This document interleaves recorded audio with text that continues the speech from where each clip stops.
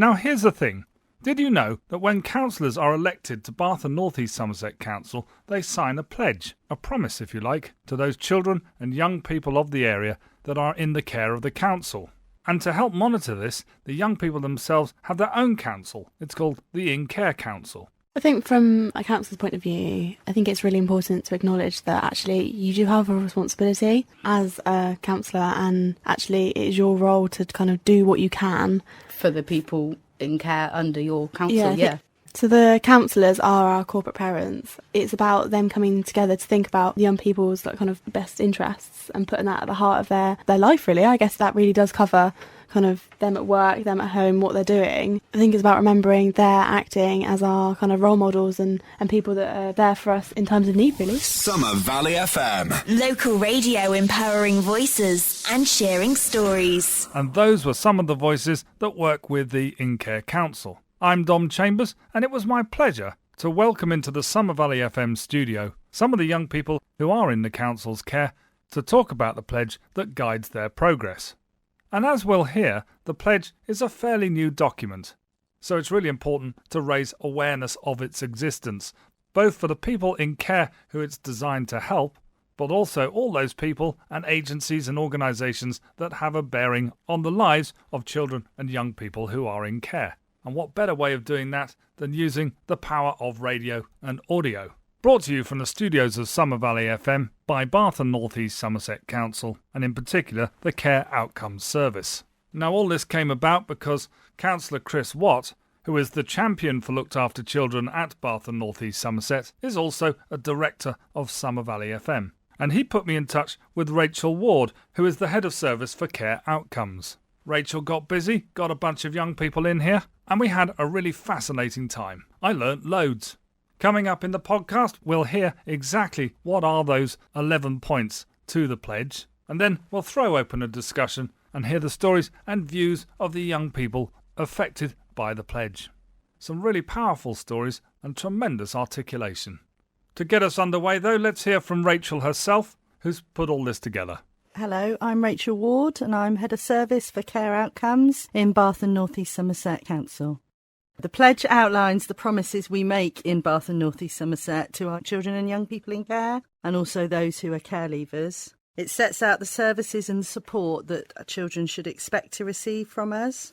It sets out a benchmark against which young people, elected members, our staff, our carers and partners can judge whether corporate parenting in Bath and North East Somerset is delivering the ambitions and aspirations for our children in care and care leavers. And the pledge has recently been updated in consultation with young people who are in care and those who are care leavers, as well as staff members and counsellors. So there are 11 points to the pledge, and under each of those points are a number of promises that we make to our children and young people and care leavers here in Bath and North East Somerset. And today we've asked some young people to come along and read the pledge and talk about what it means to them. First then are the 11 points that provide the framework for the pledge. And then the young people who came over to the studio will help us break them down a bit. Your social worker, how we make decisions, your care plan, your independent reviewing officer, where you live, friends and family, your education, your identity, your health, leaving care and moving on. If you have any problems or worries. Your social worker. You will have a social worker and we will try our best to make this the same social worker over time. You will have your social worker's contact details so you can reach them when you need to. However, they may not be available, but there will be someone in the team that will be able to help until your social worker is available. If you contact us, your social worker or someone else in the team will return your call within 2 working days. Your social worker will be in touch with you regularly, at least every 6 weeks, depending on your needs. How we make decisions.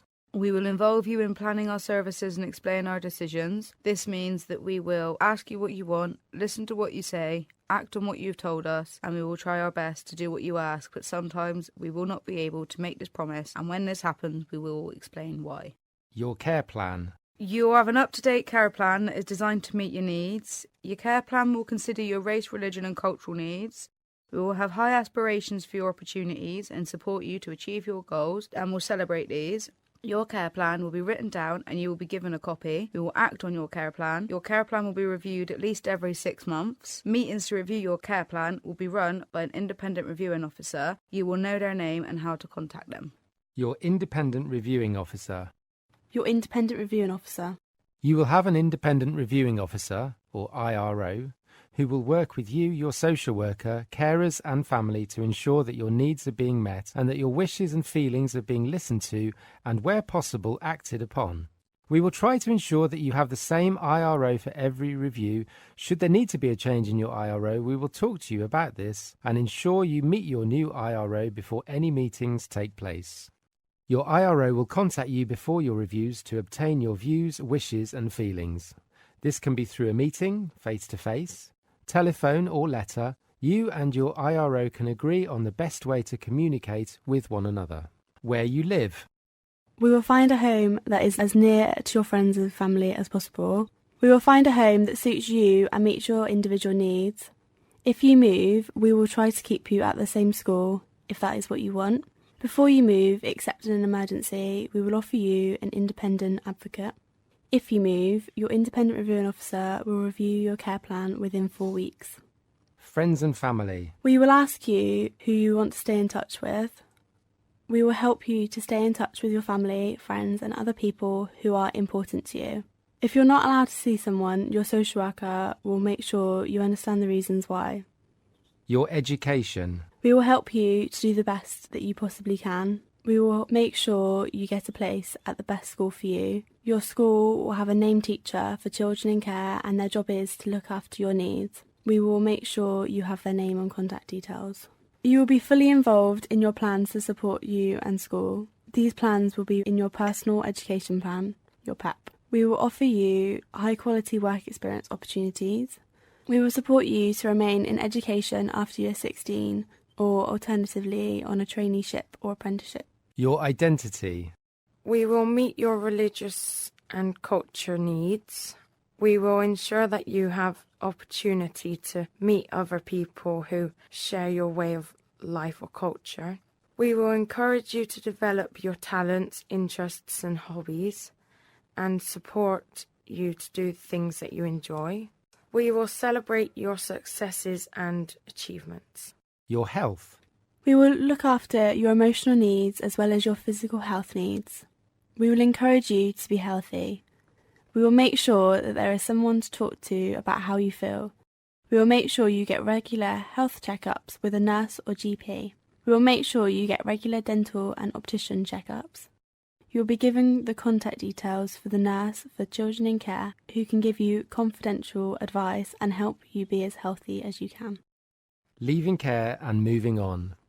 You can stay in care until you're 18. You may even be able to continue living with your carers or in a care setting after you are 18. We will ensure that your pathway is created to plan for your move towards independence. You will have a copy of your pathway plan and the IRO will ensure that reflects what you need and the support you may require when you become 18. Your pathway plan will be reviewed every 6 months. We will support you to move on from care. We will support you to do what you decide. If you want to go back into education or training between 18 to 25, we will make a new plan to support you. We will stay in touch with you until you are 25 years old. Well, that's the 11 points of the pledge and the breakdowns of what they mean. And now, if you listen to our next podcast, we'll broaden the discussion out and some of the voices who are contributing to the pledge just then will discuss what it means to them and their life in care in general. In the first of these 2 podcasts outlining the pledge governing the lives of children in care in Bath and North East Somerset, we heard the details of each of the 11 points of the pledge. Now, some of the young people who supplied the voices for that audio stuck around in the studio and we opened up a discussion, which begins with that potentially very destabilising aspect of being in care, where you may have to move around a lot. There's something about your individual needs changing as you move from house to house. Kind of as my studies kind of developed and my jobs have changed, my location and base has changed too. And I think it's about recognising that whilst, you know, kind of young people may well be placed in a good position at that time, when it comes to move, it's about reviewing what the young person needs at that time and finding what is best for them based on kind of work, study and kind of social life. Yeah, I see where you're coming from there, because I went into care back in 2015, and since then I've moved house 7-8 times. But when I first joined, they moved me from Bath out to Radstock, and then when my social worker realised that I was in college in Bath, I was working in Bath, yet I was living out in Radstock, they were like, well, no, hang on, we'll move you into Bath, so then you're nearer all your friends, you're nearer your college, you're near your work, you're not having to spend God knows how long travelling. So then I moved from Radstock to Twerton because it was an easy commute. So yeah, I know what you mean when they say they're trying to help you, because if they realise that you're living mileage away from where you're based, then there's no point doing all the travelling. So they will try and get you as close to everything and like give you a little hub as such. Well, like, and the best thing about going back to Twerton was like that I was back in Bath again, and I knew where everything was, and I knew where I was going, and I knew which buses I would need to be getting on, and I knew I could walk everywhere, whereas it's a bit of a walk from Radstock to Bath. Whereas Twerton into town in half as bad. So, no, it was nice because it meant I did get to see a lot more of my friends and family again. Whereas I was having to get them all to come out to Radstock beforehand, and that was just trekkage. From my experience, my social worker kind of made sure that I stayed within the same school throughout to kind of give me the best chance to kind of do well. And also my teachers were very supportive in the fact that they did kind of make others aware of what was going on. And I think that teachers were quite understanding at school with things going on at home and kind of took that into consideration when kind of approaching like deadlines and things like that. Definitely, it's like they're a bit more, not lenient, but they have more understanding. So it's like if you come into school or college or whatever and you drop your pencil on the floor and you burst into tears, they're like, something's gone wrong, that's fine, we'll leave her to it, rather than, why are you crying over a pencil, that's stupid. Like, they're a lot more understanding. And it's like, I knew that when this one time I was in one of my foster placements in Radstock and I was doing beauty therapy at college, and they'd gone away for 2 weeks and I'd been given 3 days notice to move into my new foster placement. So I was trying to hurriedly pack, left my beauty equipment at Radstock placement, so I didn't have it with me in my holiday placement as such. And when I went into college, I just explained and said, I'm sorry, like, I've had short notice rearrangement of foster placements and I didn't have a chance to grab it. They were fine. They let me borrow all the college equipment. Like, I borrowed college uniform, I borrowed everything, because I didn't think to grab my college stuff. I just grabbed my laptop, my phone, my TV and took all that with me. But yeah, no, they're definitely a lot more understanding. And if I ever needed to meet my social worker during college times, then they're like, yeah, that's cool, off you go, see you later. And that was sort of it. They're definitely a lot more understanding and try and keep you on track as well and won't let you like get sidetracked. I was only personally in college when I came into care. It was sort of as I left secondary school coming into college sort of time that I got flagged up on the system as such. But yeah, no, definitely when I was at college they definitely supported me into going and making sure I got there, and if I wasn't enjoying the course as such they just kept me going. They're like, well, you've only got a few months left, come on, you can do this. Like, there's no point dropping out now when you're so close to the end, because otherwise you've just wasted the year. And in the end of it I did get my level 2 beautiful qualification, but they were there to keep me going and being like, come on, keep going. Like, but no, like, they definitely helped me stay in like the settings and things like that. Like, it definitely helped. I think the structure of college or school is useful because you can go there part-time or full-time, and it kind of gives you the stability through placements, and it's something that you can kind of relate to. And even if you're not kind of there, then there's kind of work to be going on in the background, and I think that can provide kind of a way to kind of escape, and it's something to focus your mind on. It's almost as if everything's falling down around you. Yeah, school's there still standing so you can go and hide. I was in a school in Keynsham, but then I moved because it was 45 minutes to an hour journey and I just got tired of it, so I moved. And I knew that would be like difficult to try and fit in year 10 and everything, but I found it okay, made friends and everything. I found some of them to be supportive, and then some of them were female doggy.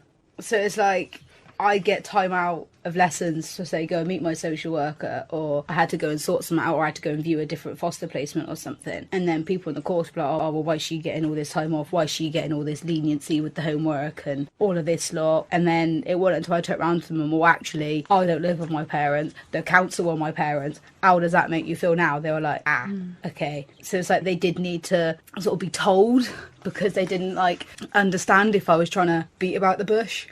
I think it's about kind of understanding that people are going to say things and you're just going to have to accept it to a certain extent. From my point of view, I'm not going to tell everybody that I'm in foster care, and why should I? So if you want to say things, because that's me. I'm sorry, but if you don't like it, tough. Yeah.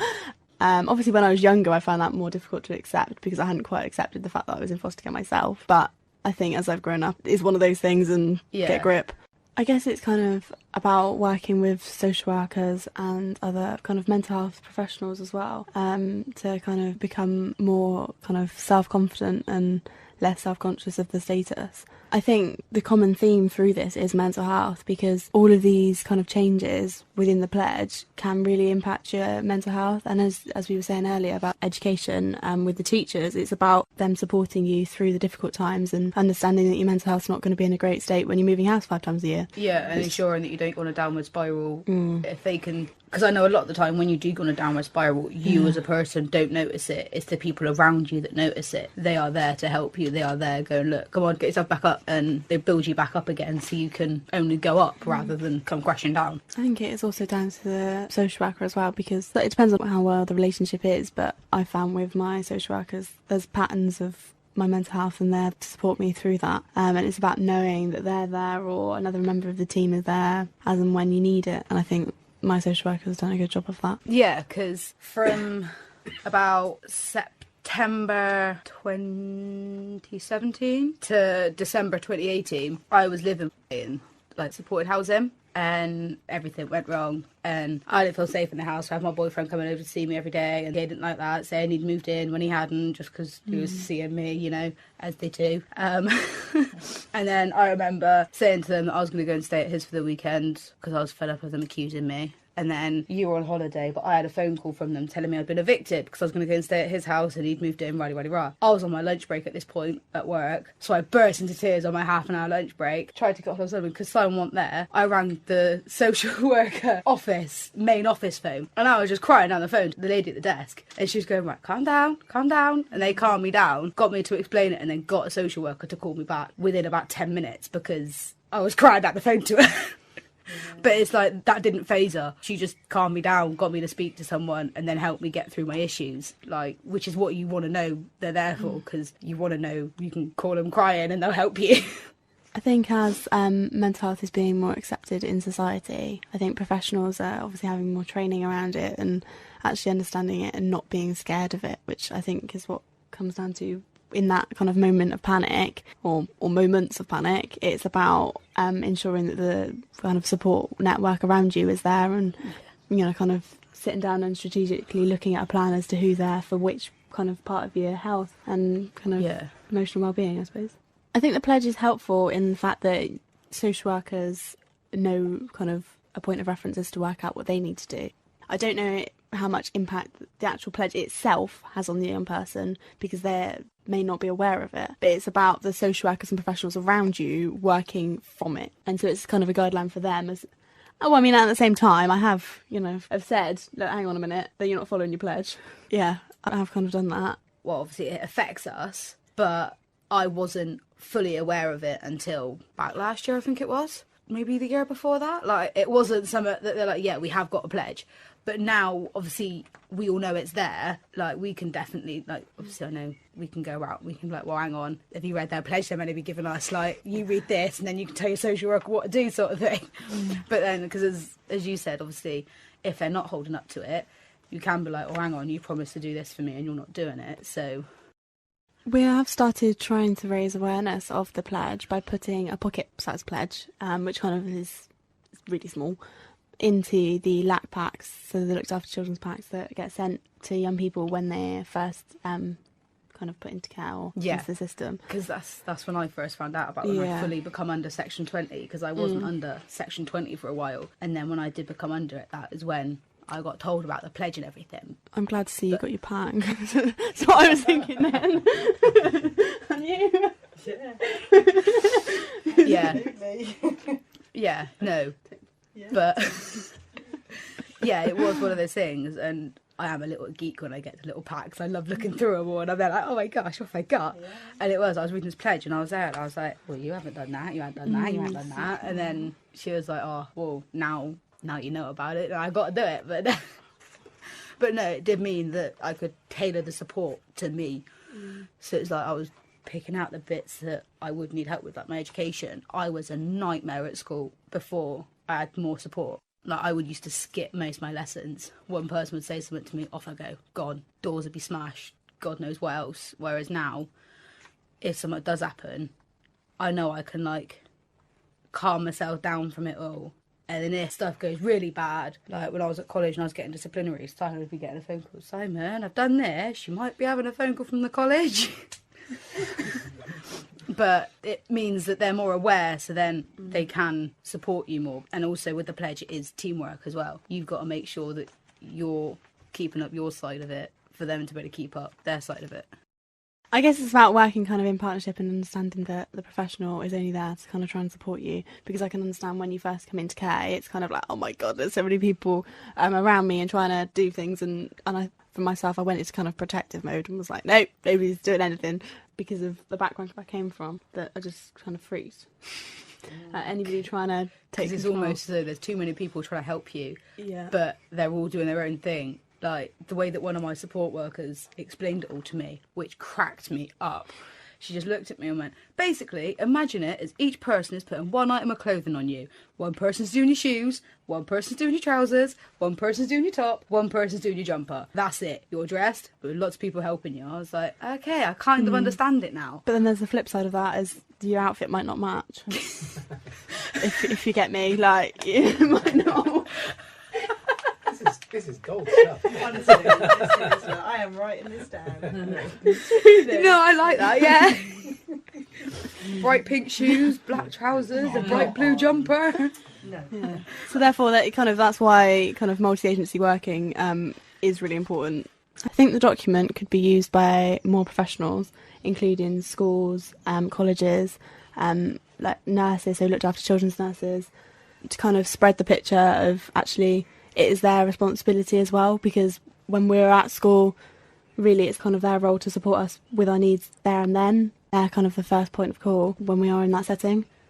I think from a counsellor's point of view, I think it's really important to acknowledge that actually you do have a responsibility as a counsellor, and actually it is your role to kind of do what you can. For the people in care under your counsel, yeah. So the counsellors are our corporate parents, and kind of within my role as in the in-care council, I've been to speak to them. And it is really valuable because it's about them coming together to think about young people's like kind of best interests and putting that at the heart of their life, really. I guess that really does cover kind of them at work, them at home, what they're doing. I think it's about remembering they're acting as our kind of role models and people that are there for us in times of need, really. They're sort of the people that we would look up to. Yeah. I think using the pledge with professionals and reviewing it to kind of work out what support network you have and what the pledge could do to help you grow. I think that's probably where this should go into the future. It'll help with the multi-agency working, because obviously you can show the pledge to, say, social, CAMS, off the record, anyone, and then they can all be like, okay, if we help pick up on, say, obviously with the education, all right, we'll make sure we'll give them some more support. And then your health, CAMS and off the record can come in and be like, oh, hang on, I can see they're going on a downward spiral, we might need to give them a bit of extra support there. And I think it's been caused by school or whatever. So no, I can see where you're going with that, because it's definitely like, if everyone's aware of it, then everyone can work from one document almost, and it makes the young person an awful lot more supported and a bit more understanding of what's going on, because they can see what's getting promised to them, rather than being like, yeah, we're here to support you, but we don't know how yet. Summer Valley FM. Local radio empowering voices and sharing stories. Thank you so much. I just want to say thank you to everyone, to you all that have come here today and obviously helped reading through our pledge, but also talking about and sharing your experiences and just sharing and giving me inspiration and kind of aspirations around what we can do for our young people and care leavers. So a massive thank you. My thanks to Rachel and indeed everybody who came in to support this. I have to say that your enthusiasm and passion to communicate your stories and views is infectious. This podcast special was written and produced by myself, Dom Chambers, for Summer Valley FM, but I would like to mention that much of the editing was done by Jaden Carter on a work placement from Rithington School. As for the pledge itself, if you'd like to know more about it or indeed download a copy, go to bathnes.gov.uk.